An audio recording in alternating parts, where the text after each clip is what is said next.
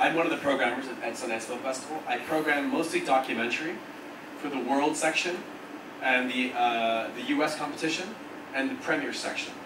I also program VR, like virtual reality projects, and I also program international fiction. I'm part of a larger team that does international fiction. That's why I'm here in Indonesia. There's a lot of great filmmakers I've heard of through the years.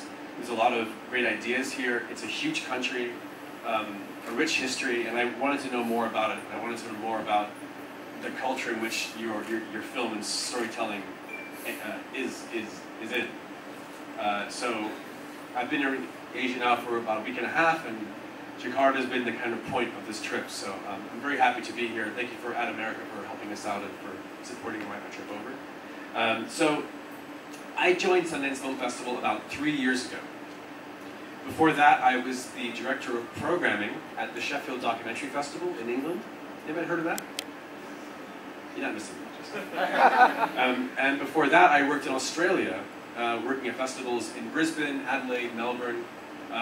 Before that, I was in film school in Australia, learning how to make films, and I made a bunch of short films. So I've been doing this for about 10, 12 years, and I have an idea of what it's like to be a director, and a writer, and an editor, and also as a film programmer. So I kind of have both sides of the coin. So I know how you feel. Now I'm going to tell you how I feel about all this. All right? So,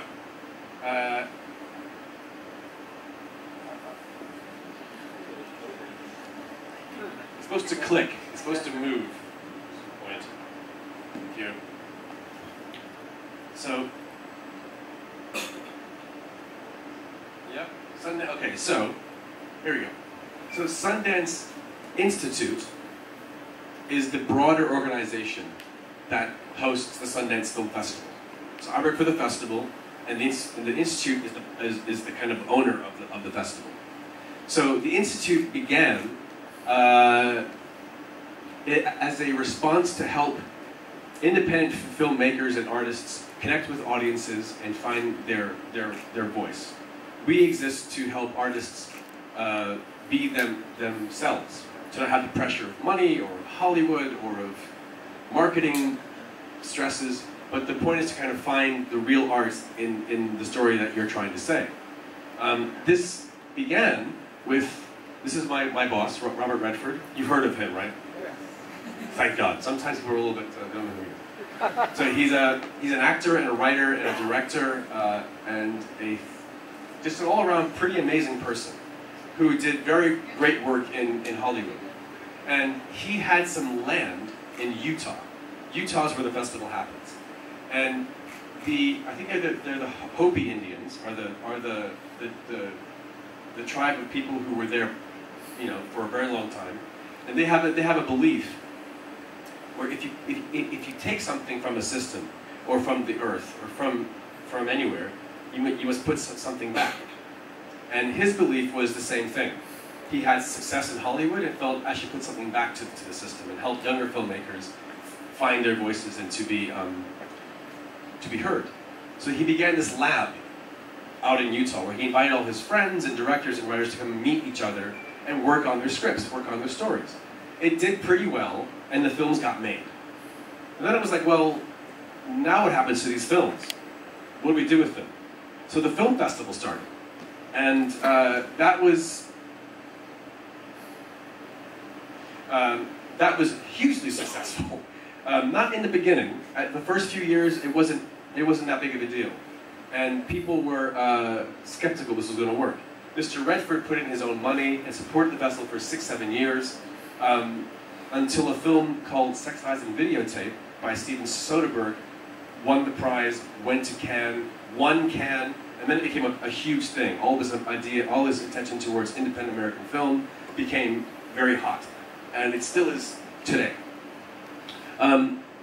Within the Institute, yes, we have a festival, but we also have things like this called the DFP, Documentary Film Program.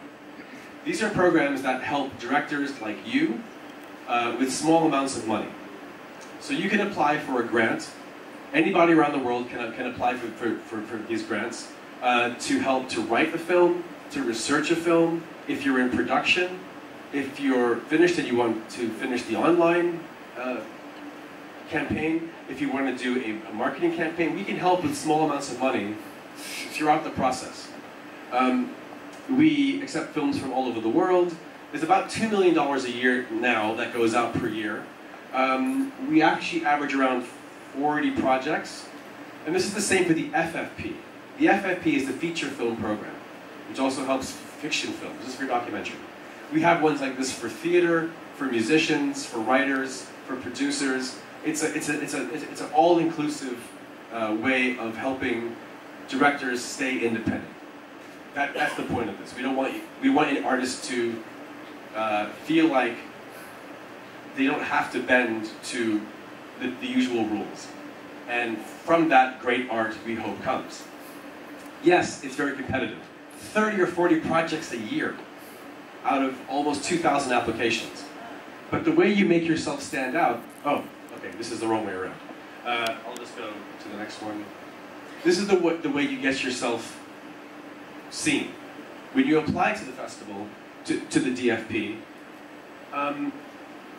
these are what they kind of look for. Really great story, have a strong story.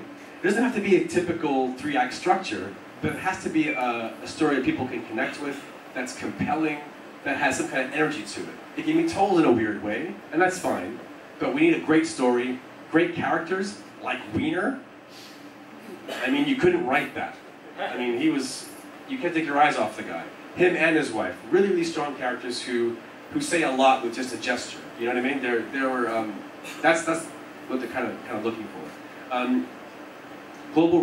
Yeah, that's true. International appeal. People who apply with films that can go beyond the normal audience will also help you. An original story, an original aesthetic, like a look or a visual style that really helps it look great on a cinema screen. We're looking for cinematic stories. Vision and innovation, risk-taking, and social engagement. There's an idea that Sundance is really about social films. It is, but that's not as important as the artistic elements that make a film stand out. And the good part is, when you get this kind of money, we don't ask for it back. We don't want to have a stake in your distribution, in your sales. We don't want to tell you how to make the film. This is money for you to spend how you want to spend it. And just to be clear, there's no connection between the festival and Sundance TV. So if you get a grant from the festival, you're not going to get bought by Sundance TV. You may not get into the film festival itself. It's purely for you to develop yourself as an artist. And here's some films that we have supported in the past that were great. Most recently, I'm Not Your Negro. Did you guys see that? It was up for an Oscar this year. It's about the writer James Baldwin. Fantastic, emotional, visually startling film that I thought was very, very worthy of what it did at the Oscars. Camera Person, an experimental film that talks about a woman's life as a cinematographer making films, and how that affected her as an artist. Nostalgia for the Light, Patricia Guzman, a masterpiece. You can tell they aren't all the usual kinds of films. They aren't all driven by traditional talking head kind of movies. There's all kinds of styles and looks and tastes for what goes into the DFP. So you're like, well, that's great, but I have a film made and I want to go to Sundance Film Festival. And this is a little bit about the festival. So over the years, people like Kevin Smith, Christopher Nolan, Quentin Tarantino, they all had their films play at Sundance Film Festival. And they've all gone on to do amazing, incredible things because they all had a very certain vibe to their films. Very low budget, very cultural in lots of ways. They were genre films. They were kind of romance. There's a romance there. All kinds of films have come out of the festival and have done very well over the years. And these films have played in the U.S. Dramatic or U.S. Doc competitions. These are the two main strands we have. They show 16 films in each. They are films that are made by usually first or second time directors usually. They come to us at all levels They're rough cuts, they're completely finished, they're missing animation, but they have something special about them. They have a unique voice that we respond to. That the competition can really raise that level of a vision for a film to get a sale, to get a prize, to travel around the world. This has been around for like 32 years now. But about 12 years ago, we realized we saw films from all over the world that had a similar sensibility, a similar approach, that were like, these are cool films, they're kind of punk films, made outside the system for not much money, that come from Indonesia, or come from France, or come from Russia, or whatever. And so we started the World Dramatic and World Documentary competitions. These are 12 films in each strand. This is probably where your film, if you make a film that comes to Sundance, will probably play here. And it's a fantastic place to, why did it cover their face? This is the most popular film we've had from this program. Anyway, and because it's only 12 films, it means your film gets a really great, it really stands out. You're not lost among 50, 60 films. Some festivals have a lot of films. You only have 12. So, and once again, all different kinds of genres. This is a kind of a crime family thriller from Australia that became a TV series. Did great at the box office, had a huge sale. Didn't win any prizes, really, but had a really huge launch out of the program. Once, which you can only half see, is from Ireland. It won the Oscar for best song. It launched out of Sundance and went just bananas. It made like $200 million worldwide. The press and sales agents, and most recently, Netflix, which we'll get onto, have paid close attention to this section. You get press in English that will help you in Canada, Britain, Australia, New Zealand. You get a national release, usually, with this kind of film, which gives you an Oscar run as well. You get an audience that is very curious and hungry to hear your point of view, to engage with you as artists. Never mind, you know, politics, all that kind of thing. They want to hear your story as directors. And the Q&As are fantastic. The audiences are always really, really enthusiastic. And they're open to watching a film from Spain, a comedy from Spain about a maid, or they're open to watch Nicole Kidman. If you can bear watching her on screen, something special is going on. In the last few years, there's been a bit of a shift in the kind of films we've put into the World Dramatic competition. So one thing to remember is we follow the artists. We don't. Someone asked me today, do we have strands of countries? We don't. We just we have the 12 slots, and we follow where the directors take us. And recently, we've had films like this, The Lure from Poland. You're gonna see this film? Completely wild, completely weird. Musical film about female mermaids who come to land. It doesn't make any sense, this film. But it's very original. It's very unique. It's sexy, and it's kind of, what's the word? It's very, very female, let's just say. And audiences went bananas for it. The film's like The Raid, a genre film. If you're going to do genre at Sundance, go the whole mile. Go bananas about it. This film certainly did that, and did very, very well. Most recently, we had a film like this. It's called Popeye. You heard this film? So this play is made in Singapore, Singaporean director, shot in Bangkok. It won the prize for best script, thank you. And it got sold to Kino Lorber. It made quite a lot of money in the US. And it was just a beautiful human tale of what it's like to be in modern society when you're all alone. And people tend to love it. World Dramatic documentaries have also kind of shifted. So this is a film called Joshua Wong. You've heard of this guy? He got arrested recently, right? This film is surprising, and I mention it because it's not that artistic in the way it's told. It's actually really standard. It's head and shoulders, it's very chronological, there's no real cinematic quality to it. But he was incredibly inspiring and very alluring. And his passion and his spirit electrified all of us in programming and the audiences, to a point where it won the audience prize. And it got sold to Netflix. And now it is online for 110 million people to watch at a click of a button.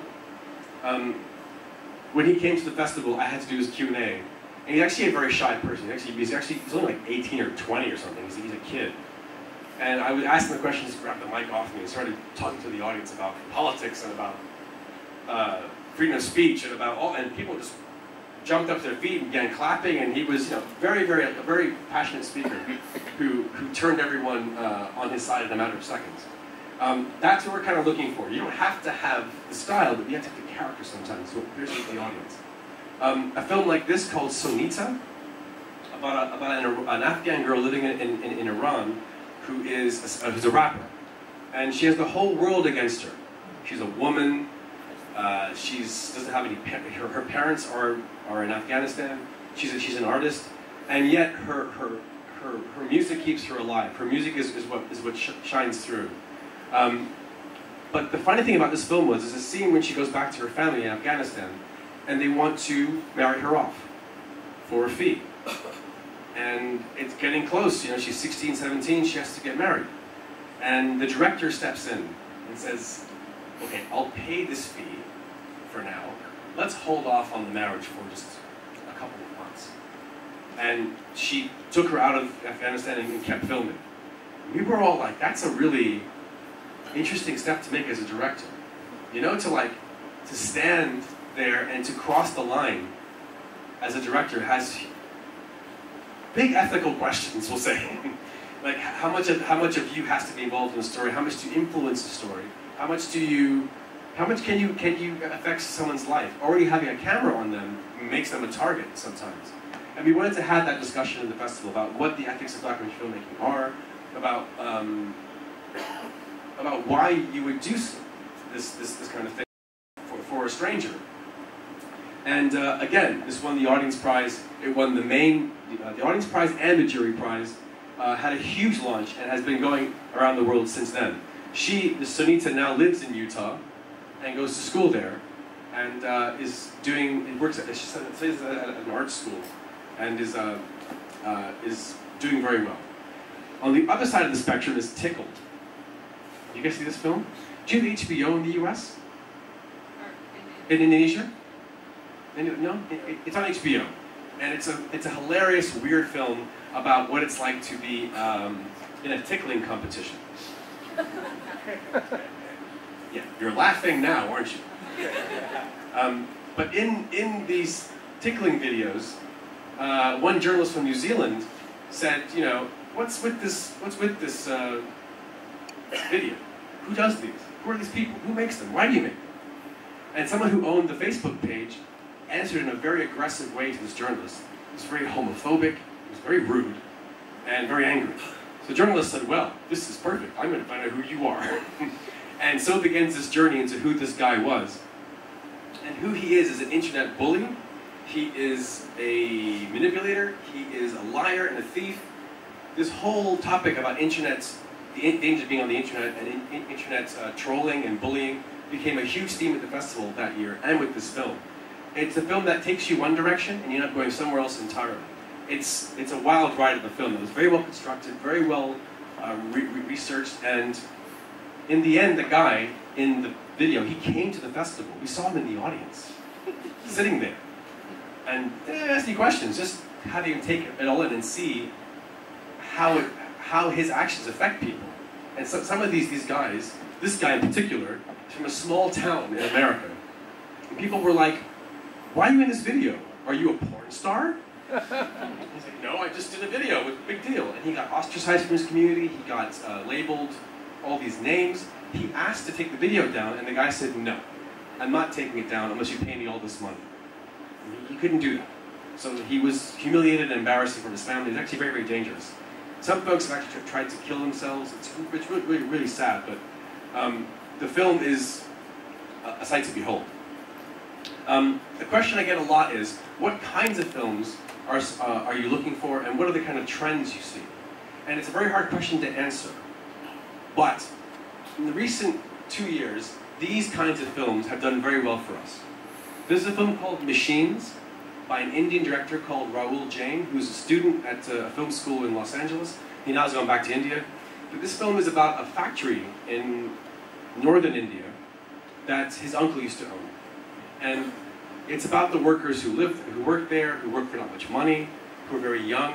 And he didn't do the normal talking heads thing. He had very beautiful camera work, long tracking shots into the factory, showing everyone's face as they're falling asleep at the machines, working 10, 12 hours a day for nothing. Incredible soundscape, beautifully lit. It's like a Martin Scorsese tracking shot. It's actually extraordinary. And it doesn't give you the idea of this is right, this is wrong, this is good, this is bad, capitalism, politics. It's more about a sense of being there. You are kind of dropped into this factory. And the truth he shows in this is what's the word? No, it's more of like a, this is the word I want to try to find. The emotional truth. Let's just say that. There are no facts and stats and figures. It's a feeling of what it's like to be working these kinds of hours. And people didn't know what to make of this film. Is it about a campaign, a social campaign? No, we want you just to feel it and to judge for yourselves what this means to you. Because all the clothes you're wearing are made in these kinds of factories. And the end result is political. It's about, what's the word? International economics. There's a word for it. Globalization. Thank you very much. Well done. But not done in the usual dry, kind of boring way. Another example is All These Sleepless Nights from Poland. Again, they used non-actors to go through their lives as young people who are in love. It's a bit like, it's like a three-way relationship. A bit like a film from France in the 60s. It's like Jules and Jim from the 60s, but beautifully choreographed, very, very well timed, and great soundtrack. And it's like, a lot of the things were set up. They weren't truly documentary.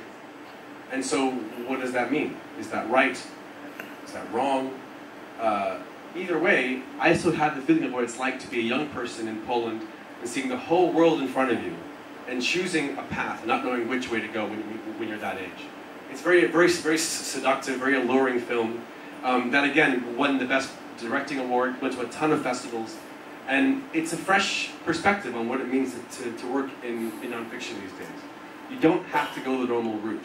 You can be impressionistic, if you will, and still make a great documentary.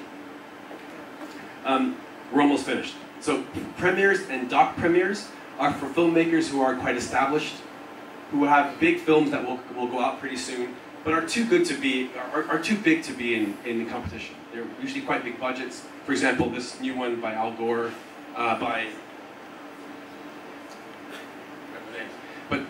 Inconvenient Truth Part 2, and the recent film Boyhood, correct, from man,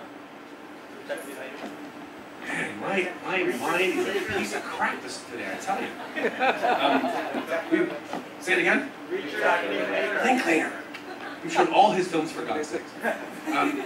That was a secret screening, actually. And these sections are ones that don't already have a sale, but they are big name kind of movies that will get released soon enough anyway. Next and Midnight show horror films, mostly, genre films. They can be wild genre, they can be a collection of genres. Next is completely bonkers. I can't explain it. They're everything from twisted comedies to weird romances, all kinds of weird, mostly American cinema that is off the charts, but the most interesting films in fiction tend to come from this section. This section now has its own festival that we have in Los Angeles called Next Fest, ended just last week. We show the strongest, most forward-thinking works and story to the public audience. Spotlight is for films that have played elsewhere in the world, but we show them as part of the festival anyway. Which brings me on to the question of premiere rules. This is so boring, but I have to tell you about it. So most festivals ask for a world premiere to be in their festival. We like world premieres, and they really help you too. But we often do take international premieres, or at least North American premieres. Just because, you know, if a film's been written about 100 times before and played in cinemas, then when you come to Sundance, you won't get much out of it. When the agents come to the festival, they've seen your film elsewhere. It doesn't make a lot of buzz around your film, unless it's brand new. But there are some films that we just love so much we have to show in some capacity. So Spotlight is films that played at Cannes or at Venice or at Toronto. They're just amazing works of art to us that we just think are just too great to pass up. An example of that is The Tribe, a film that was about a school of people who are deaf, and it was all told with sign language. So there's just no subtitles, but also just pure sign language, and it was actually an experience that makes you lean into the screen, and you don't blink for 2 hours. It's incredibly raw. Kids, The Collection. This is about films for kids and films from the archive that we show every year as well. New Frontier is where I also have a hand in with the VR programming. This is where it's like a big art exhibit, where we have art, technology, and story collide. And we have 2D animation, we have two-screen works, we have holograms, we have VR, we have performance films and story. We have performances that have VR in them, for example, or holograms in them. And we're the first festival to show VR in a festival context. So about 6 years ago, we had a VR film called Hunger in Los Angeles, about a food line in LA that helps the homeless. And a journalist had some audio footage of a homeless guy in the queue. He collapsed in the queue, and everyone ran to help him. She got this audio footage and put some animation over it in VR. And we showed it at the festival. It was new technology, it was very exciting. It was a huge VR kit. It was like the size of a vat on your face. It was huge. And people put it on, and almost all of them would sink down and help the guy when he fell over. The physical reaction was so incredible, like, wow, people are actually thinking they're actually there. And would jump to their knees and help someone. It wasn't real, but they were believing it so easily. We knew this was something special, a new kind of way of communicating with sound and vision. We knew it was the future of some kind. A few weeks after this happened, Facebook bought VR for like Oculus Rift for like $2 billion. And we think we had a bit of a hand in that. It's very exciting experimentation in film and storytelling that we are glad to be a part of. We have a new section called Indie Episodic, which are kind of episodic TV shows you see online, web series. Do you have web series in Indonesia? You do? Great. So the independent ones that don't have a whole lot of backing behind them, you can send those to us and we'll have to take a look at them. And they often go into the festival. They'll be played this year in the second week of the festival. All these really cool independent TV shows that we hope will get picked up. Short films, we're famous for them. No premiere rules. You can play any festival you want, and if it's good, it's good. If it's good, we'll play it. We play about 60 or so short films, all across animation, documentary, you name it. Here we go. Here's two examples for you. So this is one of my favorites, but everyone says, he's not really Indonesian. He's actually Dutch. He's half Indonesian, half Dutch. True. But an astonishing film, incredible camera work. He went right into some parts of Indonesia I will probably never see. It was told with respect, with compassion, with intelligence, and with, again, great camera work. That was very cinematic. I love this guy's films. I can't get enough of it. Talk about Love, another film we showed a few years back. This is a very short list. I want more Indonesian films to come to us, and to come to us at the level of script, at the level of a rough cut. I want short films. I want you all to think of Sundance as a place where you can be seen and noticed, understood, respected, and launched. We're very evidence why. These films did very, very, very, very well for us over the years. and I think it should do even more. Here's how you submit. You go to the box, very simple. Go up there, enter all the details you want. You have to pay a small fee. If that's really a problem for you, write to me and we can talk about it. We don't ask for DVDs so much anymore. It's more the Vimeo links. DVDs are just a giant pain in my ass, frankly. They just don't work. They crack on the way there, they break, they scratch. Yes, sir? I kind of brought a DVD to give you, can I? You brought a DVD, all right, fine. Only because it's you and you have nice glasses, it's fine. But DVDs are just, I mean, at least VHS tapes, they used to work. At least they would play every time. DVDs, not so much. Vimeo is great, we have it in HD, it's got good sound, the color's nice. We ask you, as you see competitions, there's the rule requirements. We do take rough cuts. I encourage you to wait till your film is finished, with the sound is done, the picture is done, and it looks and says right, it looks and feels right, and it says what you want it to say. If it's ready for you to say, ready for you as an artist to go, I'm confident with this, then put it out into the world. Sometimes the timing doesn't work, and I understand that you have to send a rough cut, that's fine.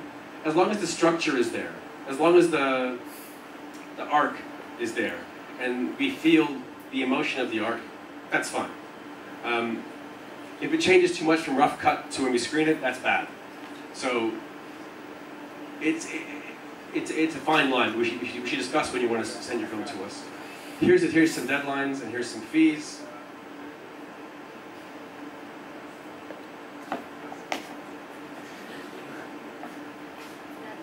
All those questions? Okay, that's it. Thank you. Now I will take some questions.